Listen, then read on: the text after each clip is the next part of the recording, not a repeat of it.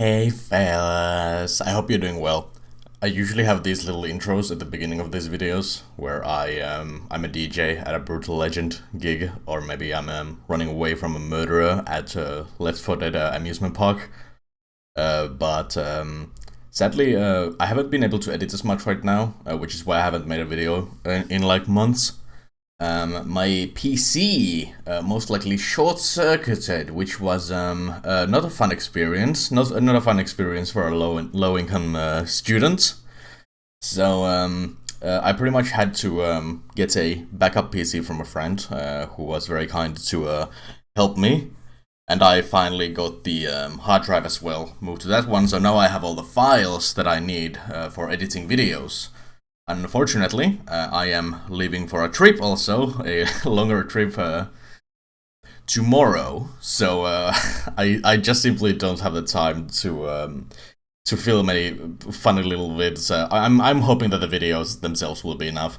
The next video will also have the same video at the start, so if you're seeing this on that one, and you can just skip it at the start of the video. But everything is as fine as it could be right now. So when I get back from the trip, I should be able to get back into streaming and editing videos. Yeah, I really want to do it more this summer, but things happen. Things happen. What can I say? Anyways, I hope you enjoy the video, whichever one of the two it is. Have a nice day. Today's story, like I mentioned, is a bit of an online classic. I'd say that it might be one of the biggest classic stories of all time on the internet. Anansi's Goatman story is weird because it hasn't originally been posted in like I'm reading it now from the Creepypasta wiki or Creepypasta fandom. This story isn't really it's not originally written in places that you usually get them from. It's originally a 4chan story, and also because it's on 4chan's X, which is, I believe, the paranormal board of 4chan. Because of that, we don't really know who the writer is. They have the alias Anansi, I believe, on the website. But because of the way that 4chan works, it's somewhat difficult to prove who has written the story, and no one has, like, claimed it or something like that. Something along the... I noticed that there was like someone had published this as a book with the author being unknown. So I assume that just because it's been written anonymously, you can just like release it as a fucking book, which feels very weird. I don't know if that's legal, but I just noticed it online and I was very I guess weirded out by the fact that you can just, I guess, do that. I have also seen people mention, by the way, before I get started, that this is they say that this is the scariest story that they have ever heard. Some people, but it is in 2012, so you don't know what was scary then. Also, since it's been posted on 4chan and every single person who is on 4chan is an absolute degenerate, I need to be very wary of possible bad words that I don't want to say on Twitch, but if there happen to be things like that, then I'll just avoid them. Anyways, here is Anansi's Goatman story. Here's my story. Be 16. Be black and have family down in Alabama. They farm and own a huge amount of land down in Huntsville. Uncle owns a big house and a bunch of trailers they put out in the woods for hunting or camping. Down south, cousins suggested that we go out there to camp. No, I'm a city kid from Chicago, so they tease the fuck out of me. Collect food, kill a pig and some chickens, and bring necessities to camp out for a few days. We get to the camp and it's obvious something is weird. Air has this weird, thick electric smell, like right before a storm, like ozone. We think nothing of it and unpack and go down to a little creek to swim for a few hours. All of a sudden, some older white guy and a white teenager come out of the bushes. He has a shotgun in the crook of his arm and says hello and asks us what we're doing this far back in the woods. Tell him about my uncle, who he knows, and say we're camping out. He tells us we need to be real careful out here and stick together because there was a big animal in the woods. His son, who is my age, asks if he can stay and hang out with us. He says okay. Like this, Already, like, the fact that they start with, like, originally this was posted on 4chan in, I believe in multiple parts. So, because of that, the story starts with this, like, classic green post type. And it's, like, a very, different way of text than we've ever read in any, the stories before. It's fun to think that green texting is actually like a kind of like a like text of its own, like a form of text or form of writing. I'm going to stop green texting because the story is fairly long and the format is harder to write in. So we end up playing football. Kicking around with me, there's the white kid, Tanner, 5 of my cousins and then 4 other friends. In total there were 5 girls and 6 boys. We were all around 15 or 17 and we ended up just digging the day away. Eventually we head back to the camp and pull out some stuff for a campfire, even though the trailers both had kitchenettes. Tanner says that his family's property sits up against my uncle's. He wants to run home and ask his dad if he can come out camping with us. My cousin Rooster... Jeez, what? Do people in the south actually have these names? Jesus Christ. My cousin Rooster says he's going to go with him since it's going to get dark soon. One of the girls also wants to check along. It's about 7 o'clock and it's starting to get pretty dark. They grab flashlights and take the trail toward Tan's property. The rest of us chill. We make s'mores, drink and kiss on the girls. Kiss on the girls!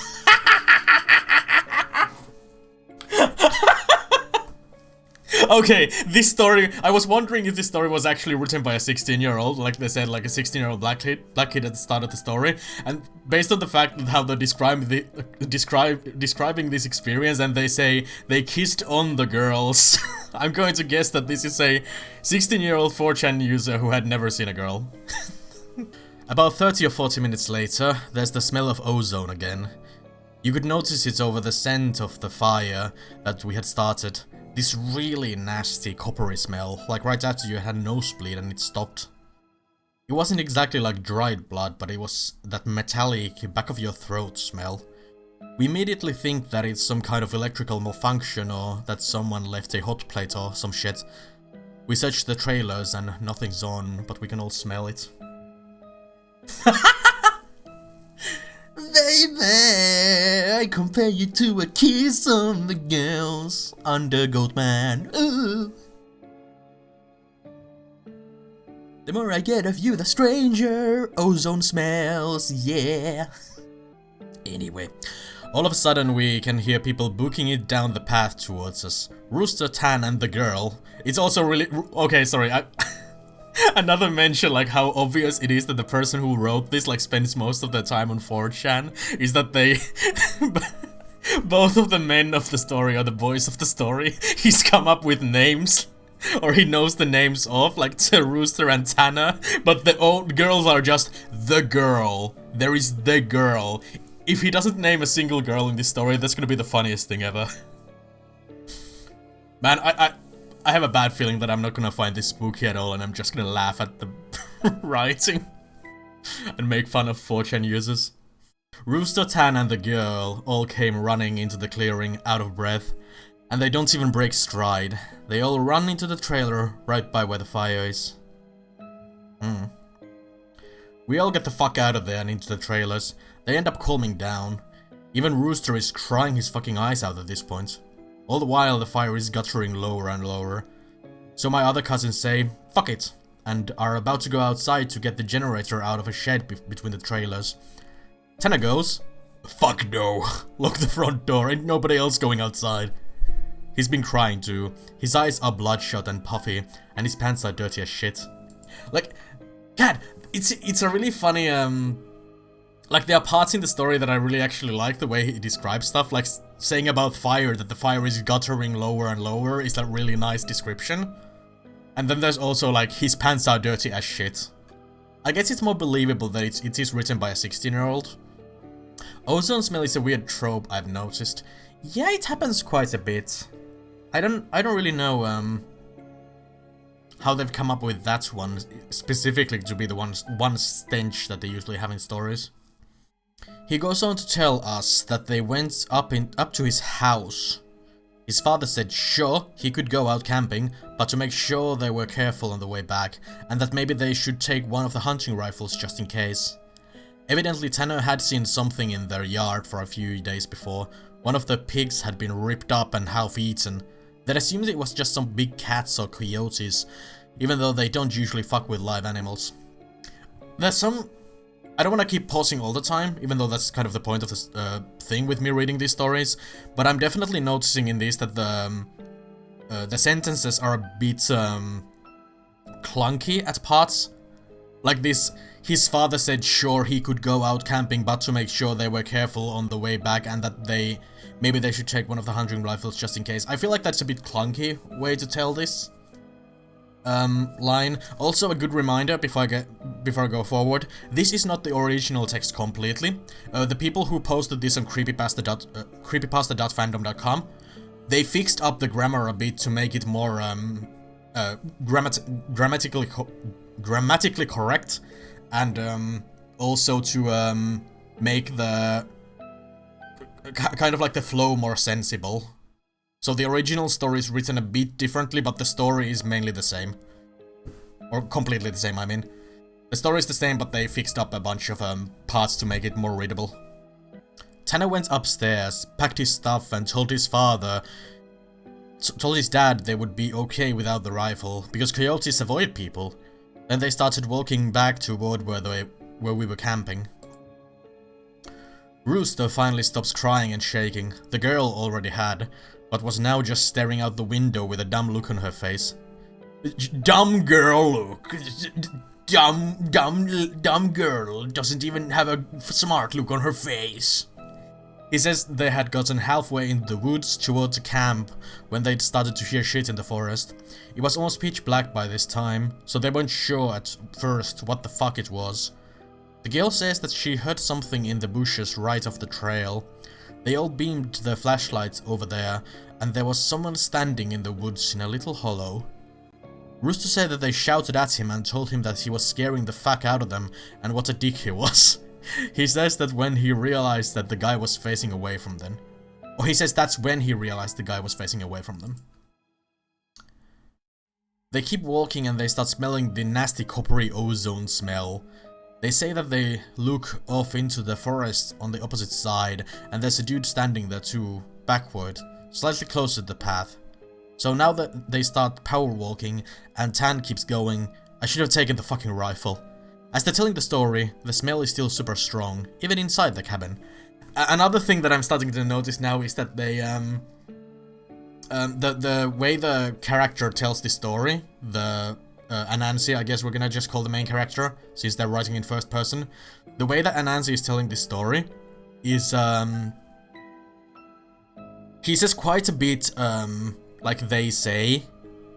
Yeah, I'm noticing a bit that there's a lot like he says, they say, when you could just keep telling the story without the they say part there, because it is implied that all these things are said. So, if the way that they say a thing doesn't have if the way they say a thing doesn't have anything interesting to say about it, I don't see it necessary to always say, they say, they said. Maybe if they said something like, they said quickly, or, they said under a loss of breath, or something similar to that, I would see more of a reason to talk about they saying, you know? I don't know. It seems to be repeating similar things here a bit. They say that after they started walking faster, a kind of low gibbering had begun coming from both sides of the wood. As they booked it back to the trailer, the girl said she flashed her light out to the side of them and saw something jerking itself through the woods. The gibbering just got louder and louder, and when they could see the light from our campfire, something had come out of the woods about 40 yards behind them onto the track. Then they just flat out ran as hard as they could to the trailer. So we're out of the fucking woods, and we're assuming at this point it's some rednecks or some shit trying to fuck with us. All of a sudden, my other cousin, Junior, starts going on about how he went to school with a native kid that was telling him about the Goatman or some shit. Also, or some shit. It's like, it is so clearly written by a 4chan user, just like by the fucking and awesome shit. I don't have a problem with swearing, obviously, I'm a streamer. But, yeah, awesome shit is a very, often used thing. We promptly tell him to shut the fuck up, because we don't need any spooky talk right now. But he just keeps going on and on about how it's the fucking Goatman and how we're in his woods and blah blah blah. Now at the time I had never heard of this Goatman or any of that, but then a couple years ago, the year before I graduated from college, I had a Menom? What the fuck is Menom? Menom for a roommate, and I ended up asking him about it. Oh, is Menom like a... It's not a slur, is it? Oh no, is it a slur? Did I just say a slur? Oh no. Please don't be a slur.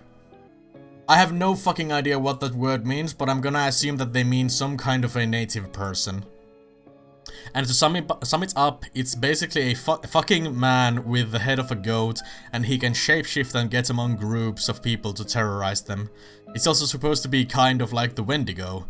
It's bad mojo to even talk about, and even worse if you see it.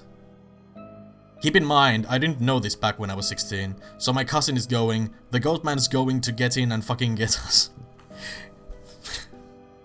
Okay, I think this might be the worst written story that I've read so far on the channel. By a long shot.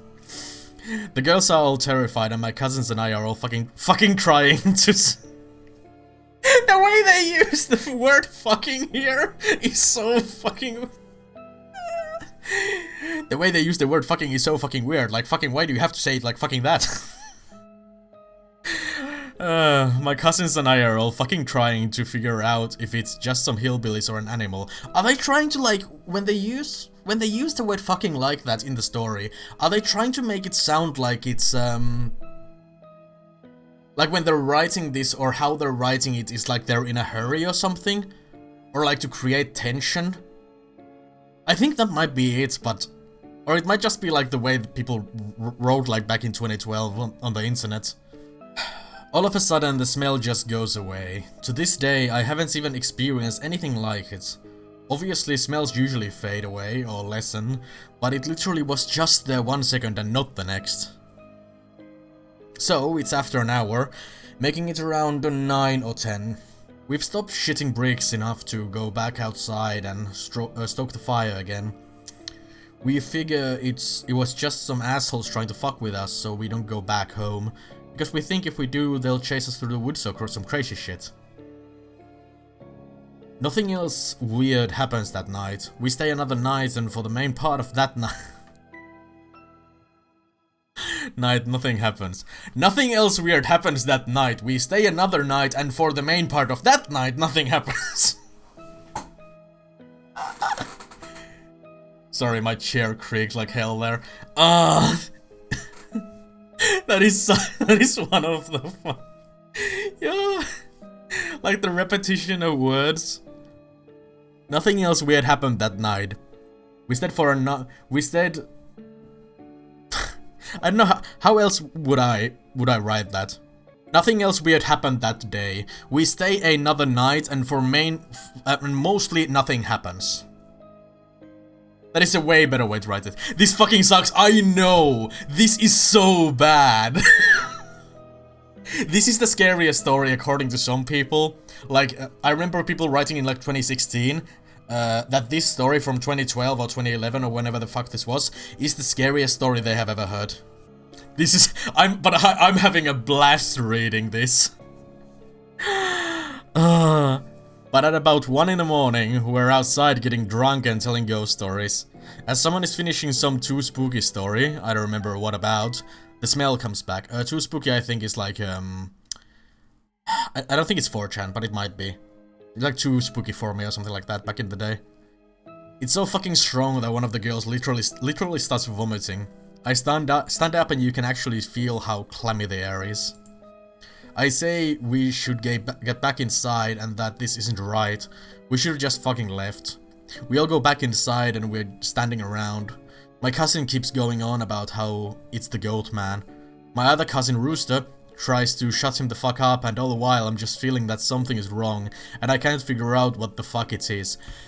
You don't have to say You introduced Rooster already in the story. Writer, I know you're watching. You don't have to introduce Rooster again as my other cousin Rooster. You already told who he is. Introducing my mother Meredith and later being like, Meredith, who is my mother, said... Just say Rooster. Just say Rooster. My first drafts for tabletop are better than this. Yeah. I mean, I wanna be fair. Like, I don't wanna be such an asshole, but I absolutely do. Whenever I read the stories, I don't want to. I'm not getting personal with the people. I'm just trying to see the text as the text, and completely. I don't want to be a fucking dick. It was written by a 16-year-old, so obviously. It's not going to be great. I remember how poorly I wrote when I was like 15 or 16. I remember like my my upper grades. I think like 5th grade or 6th grade. I remember writing this this like fantasy story called like Daniel and the Four Stones, which was like this awfully written fucking fantasy story about like I don't know. I think I was very into like Greek mythology back then, and I tried to write some shit like that, and it was really bad. I got a good grade for it, but I read it recently when I found it back home, and it was really fucking awful. So, as I am laughing at the way that a 16-year-old writes, remember that, or most likely a 16-year-old, I couldn't write like this either. Alright, my other cousin Rooster tries to shut him the fuck up, and all the while I'm just feeling that something's wrong, and I can't figure out what the fuck it is. We end up sitting for a while. The smell is just as strong, and we're terrified and all huddled in this camper. We end up cooking brats for everyone because nobody wants to go outside. It's one of those packs with 4 brats. We have a total of 3 packs. I grill them up on the stove and give everyone a hot dog, then get mine. After a while, one of my cousins gets up and goes over to the pot to get another one. She starts grumbling about how I got 2 brats and everyone else only got 1, and I look at him like he's fucking stupid. I tell him that everybody only got 1 because there were only 12 brats, and that if he wanted more, he should open up a new pack and cook some more. That's when the girl that had been out with Rooster and Tan just starts screaming, "Oh Jesus, oh Lord, get out!" She's crying and shivering, and then it dawns on the cousin standing up. What the fuck is wrong. Me and him both glance around the room and I feel my heart fucking sink.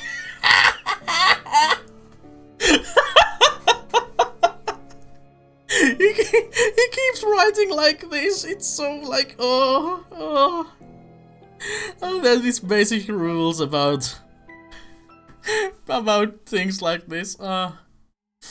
Oh, what a character, this writer, and what a character. Oh my god. I run the fuck and he keeps doing it. I run the fuck out of the cabin and the girl runs out with us. The trailer door is banging against the side of the trailer as everyone books it out. Okay, to defend the writer a bit. What a fucking character, I know, right? Okay, to defend the writer a bit. I do remember that when I was 16 or when I was in the like along those ages, like before I went to high school,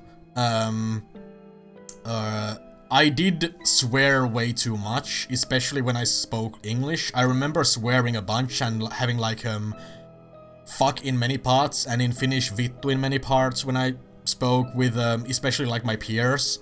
So if this is kind of like a 16-year-old writing to his peers, I get why it is that he's writing like this. Me and him both glance around the room, and I feel my heart fucking sink. I run the fuck out of the cabin and the girl runs with us. The trailer door is banging against the side of the trailer as everybody books it out. One of my cousin's friends asks us what the fuck was wrong. I start counting us. There's only 11 now. Okay, at this point I need to know how many times today they say fuck in this story. Okay, I'm gonna assume that this is where the comments start. So, these are all the words... Wait, sorry, you can't see it. Oh, sorry, I'm so sorry. According to my information that I am receiving from the gods above, also known as writing Ctrl-V and writing fuck, this story has 71 words, fuck on it. You see this? You see this?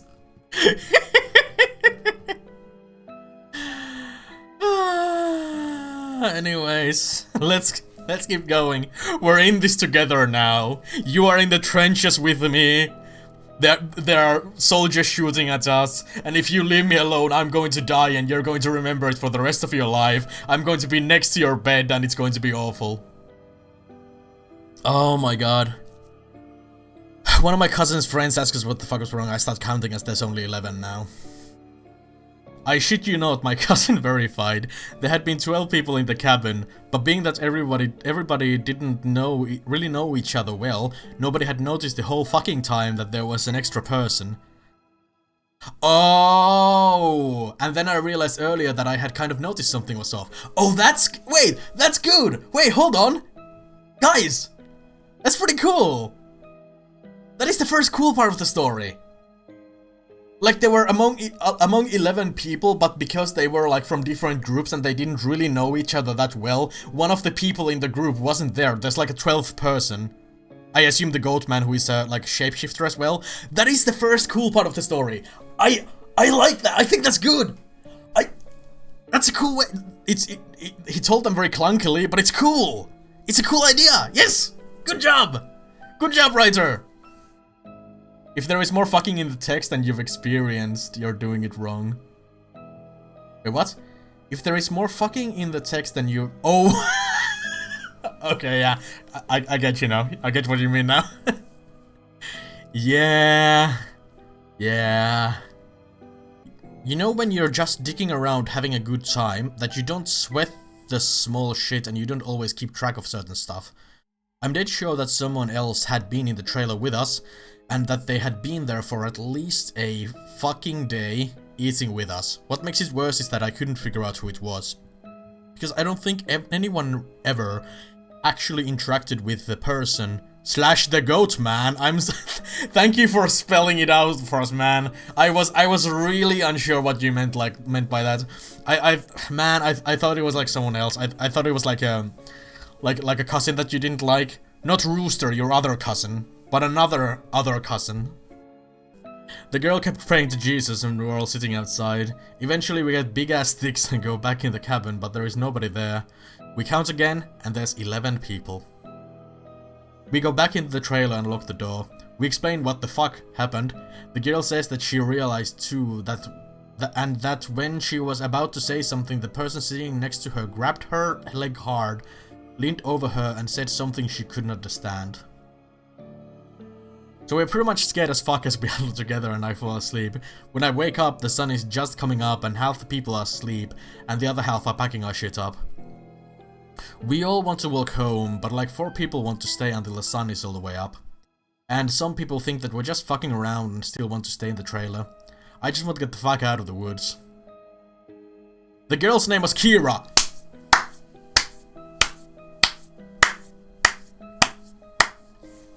The author knows a woman's name. I'm so fucking proud of them. I'm so fucking proud of them. Amazing. Good job, dude. You know a woman. But I bet you got that name from Jack and Daxter and it's the only woman's name you know because it's from a video game. Could you get a soundboard with, like, the Vine Boom and play it with every fuck? Man, could I do that quickly? I don't know how to set up a soundboard. I do not know how to set up a soundboard this quickly. I'm so sorry. I wish I could. But I am recording this right now, so whenever I post the video, I can do the Vine Boom thing if you want to. Just find it on YouTube and press replay. That is so fun. Every single time, press replay. Okay. I mean, fuck it. The girl's name was Kira, the one that the Goatman had touched. Anyway, I asked her if she really thinks it was something bad, and she said she just wants to go home and that she doesn't want to be out in the woods alone for another night. So we decided to split up. The 4 that want to go back... So we decided to split up. The 4 that want to go can go, but I have to stay because I have the keys to the cabin, and it's my uncle's and I have to lock it up. I'm super pissed at this point because I feel like people aren't taking this shit seriously, and I definitely didn't want to be out in the woods for another night. I spent the rest of the day trying to convince the rest of the people. Trying to convince the rest of the people, now 4 girls and 4 guys. 4 girls as a number and 4 guys as letters. Good job, dude. Now 4 girls and 4 guys to get the fuck out of Dodge. Tanner leaves with them to go get a rifle and says he's going to be back, so there's just 7 of us left by 4 PM. At around 5 PM, he hasn't made it back yet, and we're getting extremely fucking antsy. The only reason I stopped begging them to leave was because he went to get a gun. At about 5:30 PM or so, the one cousin that did stay says that the girl Kira is outside. We all look outside, and sure enough, she's standing by the fire pit with her back to the cabin. I'm thinking to myself, if she was so fucking scared, why the hell would she come back? And then I get this nasty feeling in my gut. Keep in mind, the whole time the coppery smell had been gone. Now I realize I can smell just a twinge of it. I say this to the rest of them. Everybody. And these are the people that wanted to stay in the fucking woods after we had the goddamn Goatman in our midst, is laughing at me and asking me if I set this up to scare them. I'm looking at them like, I'm not fucking bullshitting you at all right now. I asked them, why the fuck would I play it like that?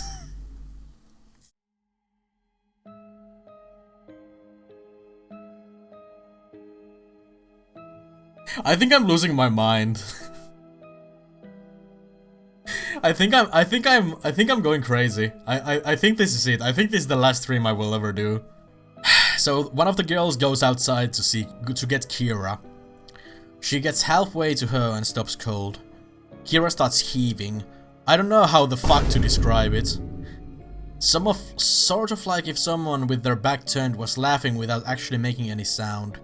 It was this fact that made me realize there was not a fucking sound in the whole woods.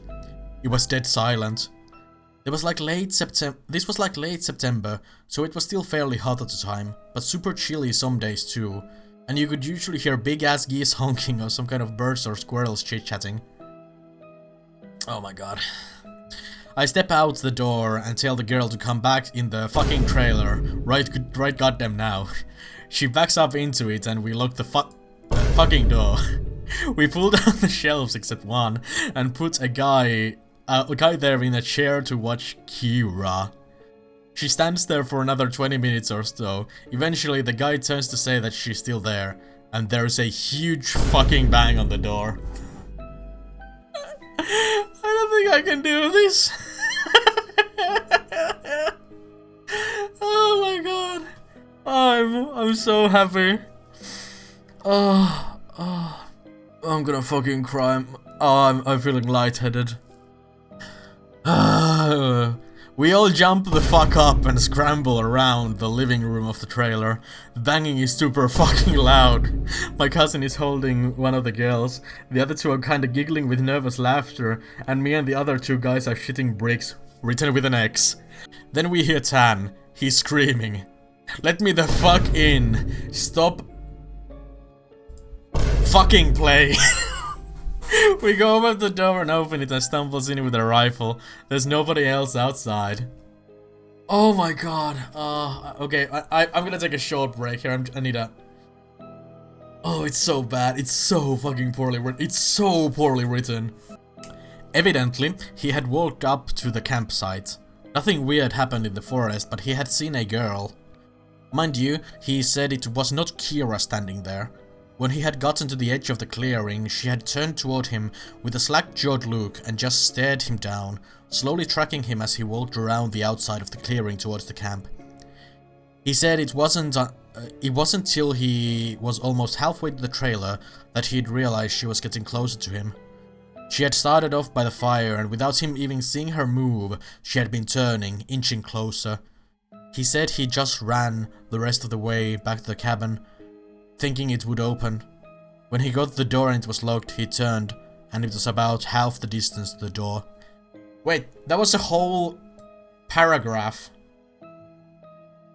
without a single fuck on it. There was not a single fuck on this long piece of text there. He turns around the room and then gets super pale. He pulls me to the side and whispers in my ear. You know there are only 7 of us in here, right? I get that feeling where your stomach drops to your nuts. It had been back inside the trailer when we were sorting out who was going where. And then when we all went outside to talk earlier in the day, it just slipped right back in. We look out the window and there is nobody there. So we recount and I go over and ask everyone how many people were here earlier. And everybody says 8. I say, well, how many are here now? They all do the count and realize there's now only 7 people in the cabin. Tan had brought back a couple boxes of ammo and his rifle. He had told his dad that there was some kind of animal in the forest because he didn't think he would believe him if he said it was the Goatman. He said that his cousin is supposed to be coming back in a few hours, and that in the morning we can all go back to his place, and his cousin will drive us home. Oh my god. We have gone so long without a single fuck, by the way. Like, the writer is improving. The writer is finally getting to the point where he doesn't have to say fuck everywhere. We are reaching the amazing part where he realized that you can use different words to describe things. Now I'm really fucking terrified.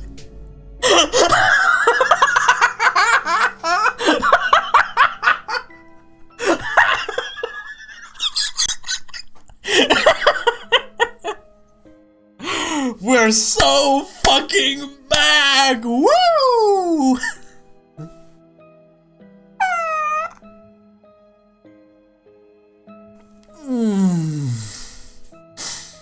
We are back, guys. We are back to the story. He lost me when he didn't say fuck, but now I'm back. Oh, this is the worst episode of Nachorror so far. But I at least feel better because we can be American and shoot the fuck out of whatever it is. Well, shoot the fuck. Let me try that again. I at least feel better because we can be American and shoot the fuck out of whatever it is if he comes back. But then my cousin gets into this huge argument with one of the girls because she thinks that I'm trying to be funny and prank them. She's getting really scared and thinks I'm not funny. He keeps telling her I'm not that kind of person. And she says, well, how do we know the girl wasn't just Tanner in a wig?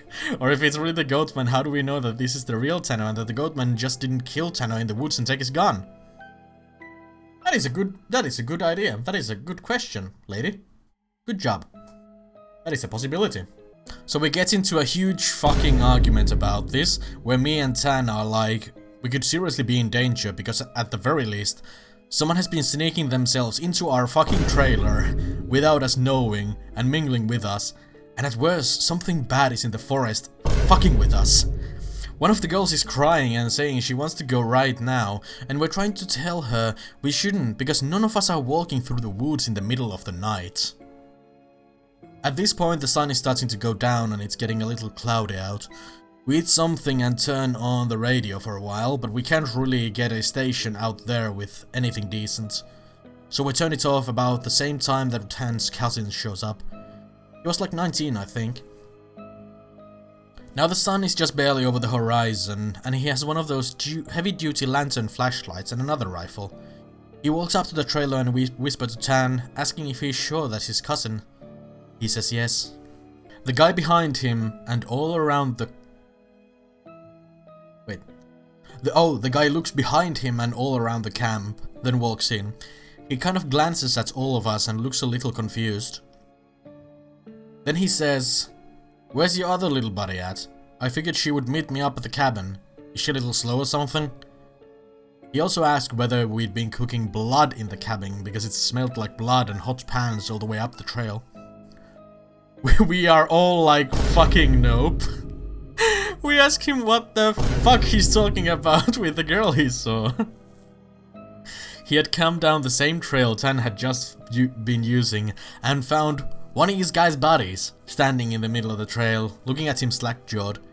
He had asked her a bunch of questions, but all she did was just look at him. Then she smiled, and he said he kept walking. She couldn't seem to keep up with him, and kept lagging a little behind. He said he asked her if she was hurt or something, and if she needed any help, but she had continued to stare. Eventually he turned around and bent in a trail. Around a bend in the trail, but then he went back to see if she was okay. The trail was empty. He had assumed she had taken some shortcut through the woods to a trailer. The fun thing about this story is because you can't really use the bar to understand how long a story is. You can't really understand how long a story is going to be based on like the scroll bar. But if we really want to see how long the story is, what I can do is I can look up fuck. And according to the moment of fucks that we're at, which I can pretty much make up here, I can say that we might be around halfway of the story. No, we might be actually a bit over halfway. That's awesome. Trail was empty, assumed to take a shortcut through the trailer. We tell you the whole story of what's been going on. I've half expected him to say we were full of shit, but he just listened and then sat down on the couches in the living room. Tana's cousin gets back to the girl. He says that when she had kept trying to lag behind him, it had kinda weirded him the fuck out. So he tried to keep her in front of him. But no matter how slow he walked, she was always lagging a little behind. He smelled this nasty smell of ozone, and it got stronger as he got to the camp. Eventually it got really strong. She had said something really low that he didn't catch, and when he had turned around, she had been right the fuck up on him. He stepped back from her. It was at this point that he asked her if she was okay. If she wasn't, he offered to carry her back to the rest of the way. She just kept staring. He said he reached out for her, as in to grab her on the shoulder, but he must have misjudged the distance. Sorry, my tongue doesn't fit my mouth. Because she was off to the side of where he had put his hand, like she had moved while he was looking dead at her. So at this point we know this shit's real, unless Tan is playing a joke, which we can tell he's not because he's almost pissing his pants. They load up the rifles, we eat some more, and we just kinda sit around until about 11. To this fucking day, every time I think about this, I really pray to God that it's some huge prank that my cousins played on me, and I just never revealed. So I would shit myself for the rest of my life.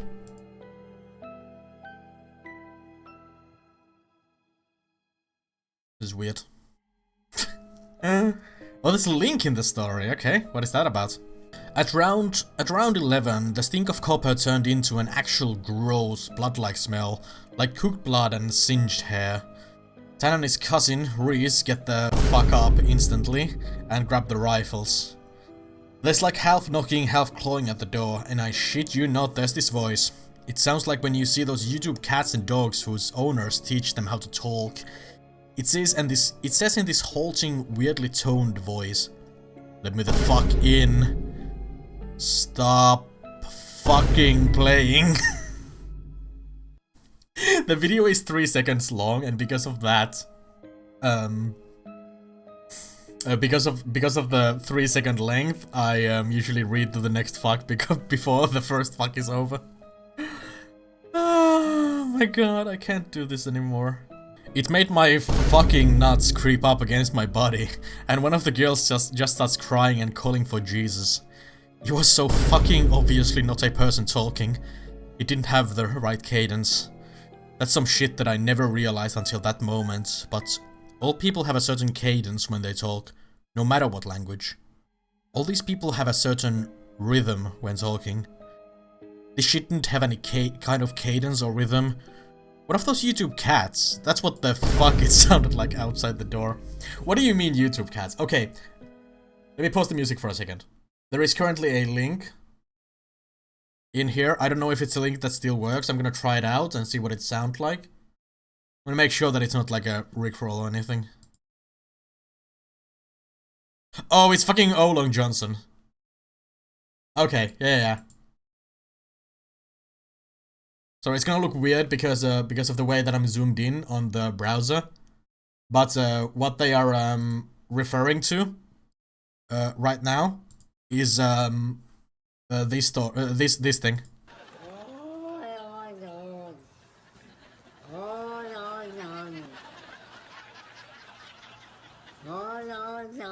To be fair, if I heard that shit, yeah, that is the link. I'm not joking. I'm not joking one fucking bit. That is the link that I just clicked and opened here. To be fair, if I heard a sound like that outside the door, I would be fucking creeped out. Ah, that is so fucking funny. Oh, man. We can still do this, right? Are we too deep? Did we accidentally find the best story that I've ever heard? It sounded like this almost, just not funny. Sorry for being on a tangent, but if you can't imagine how this shit sounded, then you can't imagine how fucked up the whole situation was. So now I'm in full-on terror mode. We keep yelling outside. Who is it? Stop fucking around, man! And he just keeps saying, in, or let me the fuck in. When the sound says, let me the fuck in, there is actually a vine boom in his voice, which just like breaks windows and cracks porcelain for almost 15 minutes. Then the smell goes away for a while, and for the next hour or so, you can hear someone basically creeping around in the woods and shit. Every couple minutes it comes back to the door and says something. Which year did the story come out again? 2012, I think. 2012 or 2011. So because of that and because how early on it was in this, in the era of internet horror, I kinda wanna like forgive the writer, and also because of the platform that they used to write it and everything, like it's obviously... Can we really blame the person for the situations where he grew up in? Shouldn't we actually blame society and lack of parenting and lack of parental control on the internet? Shouldn't we blame parents for the way that this writer writes? Personally, I feel like that, yes. When you think about this story, it's actually a very deep conversation about the way society abandons 16-year-olds and they end up in right-wing forums on 4chan. Finally, the smell fades away at around 2 in the morning. Reese says, "Man, fuck this!" Opens the door and walks outside with his rifle. He fires a shot in the air and says something to the effect of, "In the name of Jesus Christ, go away!" He fires 2 more times, and then from the woods, right up against the river across from the trailer, it sounds like something is slowly gibbering and hooting.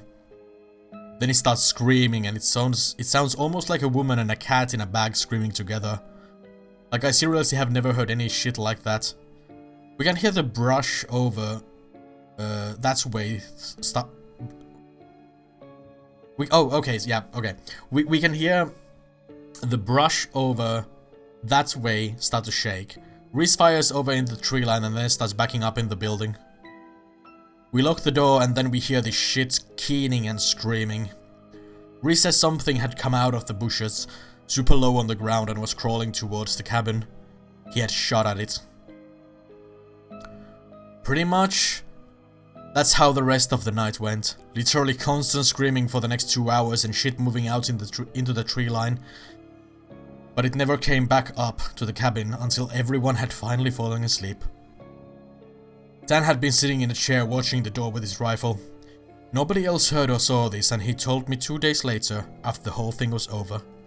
Alright, we're getting into the... We're getting into the crescendo of the story. You know who else was influenced by the society? Hitler. So true. So fucking true, dude. That is so true. When you think about it, the person who wrote this story is pretty much the same as Hitler. Man, like, oh, this fucking story. Oh, I feel like I'm losing my mind. I'm feeling like this story... I'm making a theory here, real quick. I'm making a theory right now, not about the way the story is going to go, because I don't really think about that right now. I have a feeling like this story might actually be written by someone who does live in like the middle of nowhere, and they might have heard an animal make a sound, and that's why they wrote this story. I think the screaming of like a cat and a woman stuck in a bag, and that is the only way to explain it. I feel like that might be real, because I've heard sounds like that in the forests. Like, it's like lynxes or foxes, especially. I think lynx is the worst one. A lynx and a fox can sound exactly like a woman screaming, but there is something wrong with the scream. It is one of the most horrifying sounds that I have ever heard in my entire life. I remember at once I was like traveling. I might have mentioned this before in an episode of Nachorror, but there was a time when I was in my home village of like 200-ish people, and I was going around with my friends. I was maybe actually this age, like I was something like 17 or 16 then. I was walking at this like bridge close to my home with 2 friends. We were just like talking, chatting around, walking. It was I think it was winter, and then I suddenly hear this ear-piercing scream that sounds like a woman like being attacked. Or maybe like a woman with a very like shrill voice, like seeing a body and just like screaming as long as she could. And then it just goes quiet, and it came like from the direction of where I live at. And I know that there wasn't a woman screaming there because our village is so small that we would have heard about that and we would have found out that there was like a killing or abuse situation or something. There would have been stories before the scream had ended. So because of that, I am 100% certain that it was some kind of an animal, either a lynx or a fox. So, one thing in the story that I might have a theory of where it came from, like they might have heard like a lynx in the forest.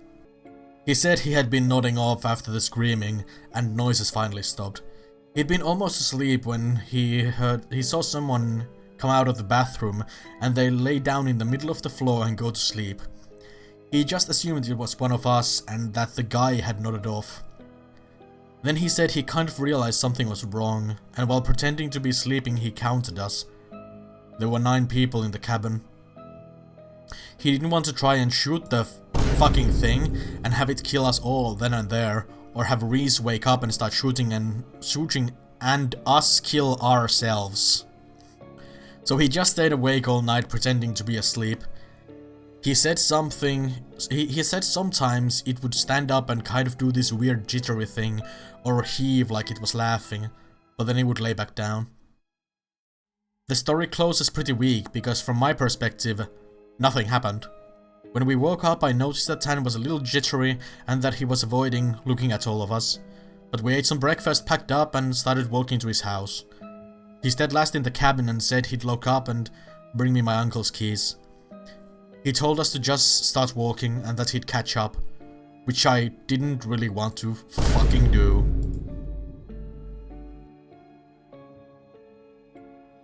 We got a little bit up the path, and when he came running up, we just jogged back to his house.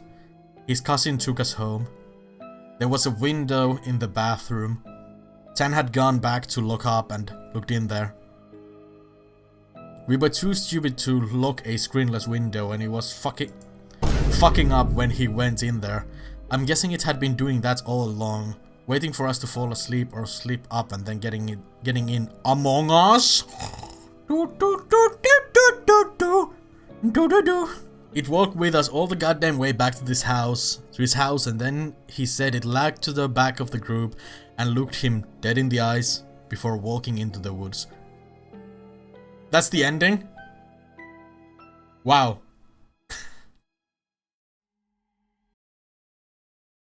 Sorry, I turned off the music.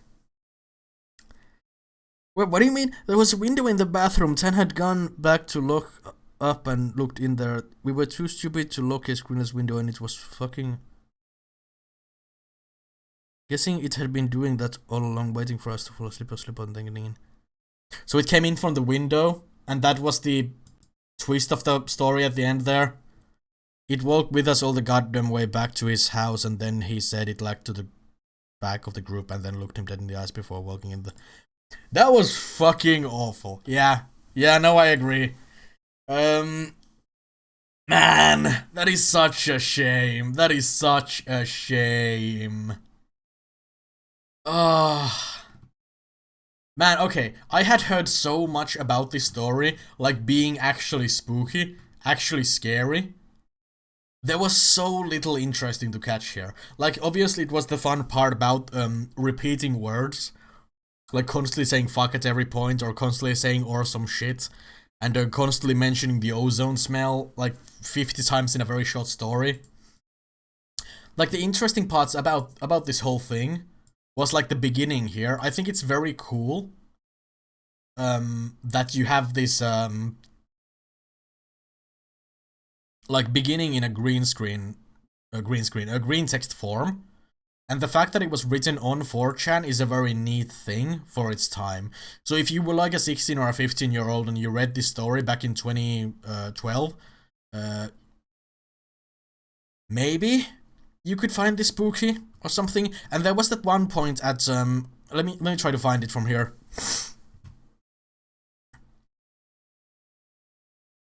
Where is it? Copper smell, low gibbering, junior, roommates, haven't experienced anything like it. After our, I think it was after the 1530 thing that they mentioned. Was it?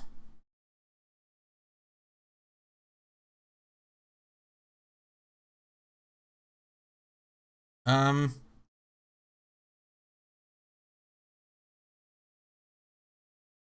there was this one spot at some place here that had the good part.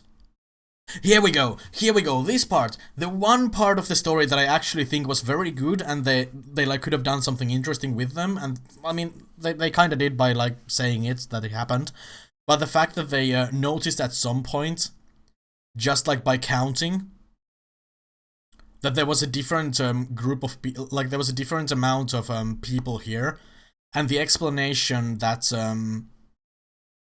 the people didn't really know each other that well. Like everyone didn't know each other. There were maybe like a few friends from one group and a few friends from another group, and there was just like one person or one being there who was like they all thought that it was like a pal from another um like they thought it was just a pal from another group or something like that. I've seen this done in some horror movies that might have come before this, so it might be copied from somewhere. But I think that part was really good. That part alone was pretty good. Another thing that is really good about this story, from what I remember, let me open this and make sure actually. Yeah, this picture is pretty classic. I actually think this picture that is associated with the Goatman story, without the whole circles or this shit here, just the idea of this seeing this and seeing it as a face is wonderful.